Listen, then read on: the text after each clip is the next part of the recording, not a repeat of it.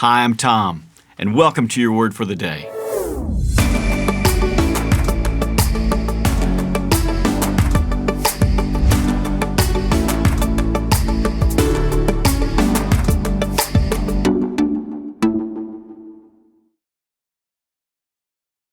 Our word for today is the word harden, and our verse comes from Hebrews chapter 3, verse 15, which says, "Today, when you hear his voice, don't harden your heart, as Israel did when they rebelled."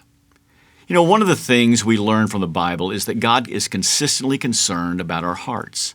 We are instructed to guard our hearts. We learn in the Bible that our hearts can deceive us and our hearts can become hard.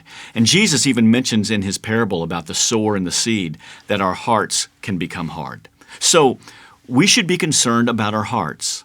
And as you think about it, what would you say contributes to a hard heart? Well, sometimes our hearts can grow hard when we expect something to happen and it doesn't happen.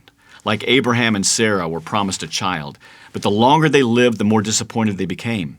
They could have let their hearts grow hard because their expectations were not being met. Another example would be Joseph. And one of the most painful things in life, as you know, is family conflict.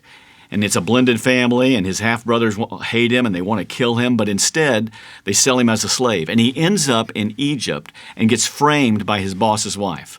And the text says this, "And God was with Joseph in prison." He could have said, "I don't want God to be with me in prison."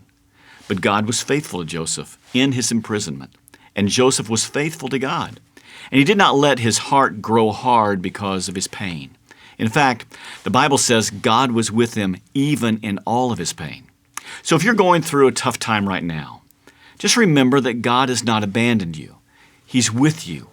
So don't harden your heart. Trust him, and he will see you through.